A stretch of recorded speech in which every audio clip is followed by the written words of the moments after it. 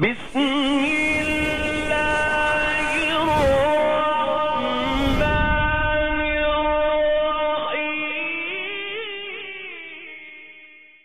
امتی امتی کی صدائے لگائے گا، اور جب تک ایک امتی بھی رہ جائے تو میرے حضور کو چین نہیں آئے گا۔ جب تک وہ ایک امتی بھی جنت میں داخل نہیں ہو جاتا تو میرے نبی کو چین نہیں آئے گا۔ تو پھر اس نبی کا اتنا تو حق بنتا ہے کہ اس کی تعریف پر آپ اللہ کے نام کو بلند کریں۔ صحیح ہے؟ سماعت کیجئے، شاعر لکھتا ہے کہ محشر میں شفاعت کی دعا کون کرے گا،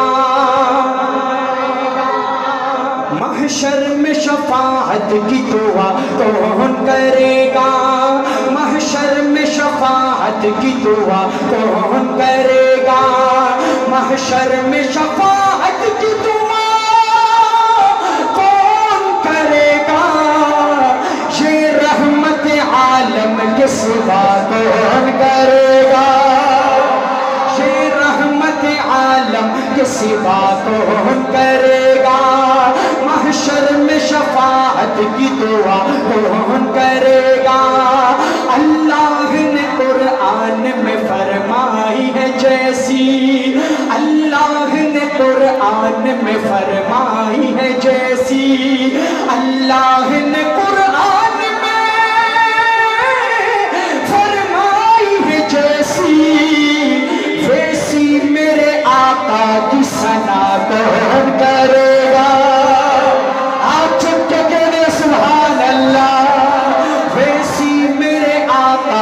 ثنا کون کرے گا، محشر میں شفاعت کی دعا کون کرے گا۔ شان صحابہ، یہ دین جب ہم تک پہنچے یہ صحابہ کی محنت سے۔ شان صحابہ، صحابہ کے لیے اگر ہاتھ اٹھ جائے تو موت نہیں آنے والی۔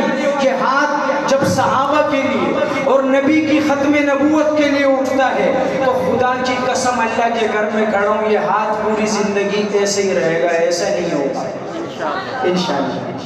سمجھ آئیے؟ شان صحابہ، میں ایسے صحابی کا تذکرہ کرنے لگا ہوں، اگر آپ کا دل خوش ہو جائے تو اللہ نے دو ہاتھ دیے، دونوں ہاتھ اٹھا کے اس صحابی کی عظمت کو سلام پیش کریں گے۔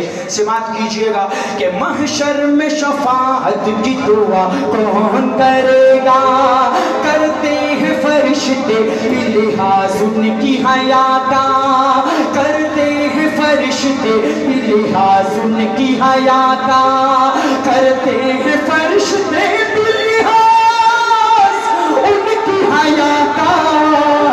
عثمان غنی جیسی حیا کون کرے گا،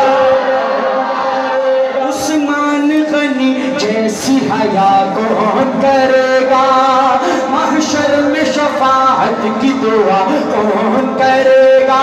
قربان جاؤں حبشے کے کالے بلال پہ کہ حضور نے فرمایا بلال جب تو دنیا میں چلتا ہے تیرے قدموں کی آہٹ جنت میں آتی ہے، کہ کرتے ہیں فرشتے لحاظ ان کی حیا کا، اور سینے پہ ہے چٹان تو ہونٹوں پہ عہد ہے، سینے پہ ہے چٹان تو ہونٹوں پہ عہد ہے، سینے پہ ہے چٹان تو ہونٹوں پہ عہد ہے، دنیا میں بلند ایسی صدا کون کرے گا، دنیا میں بلند ایسی صدا کون کرے گا، محشر میں شفاعت کی دعا کون کرے گا۔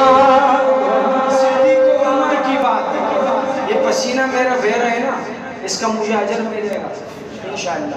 اور میری ایک عادت ہے، میں پروگرام میں نعت کے درمیان پسینے کو صاف نہیں کرتا، جزاک اللہ۔ کیوں بھائی؟ اس ایک ایک قطرے کا مجھے صلہ ملے گا انشاءاللہ، اور آپ کو بھی ملے گا، ضرور ملے گا انشاءاللہ۔ آتے ہیں صدیق و عمر پر، صحیح؟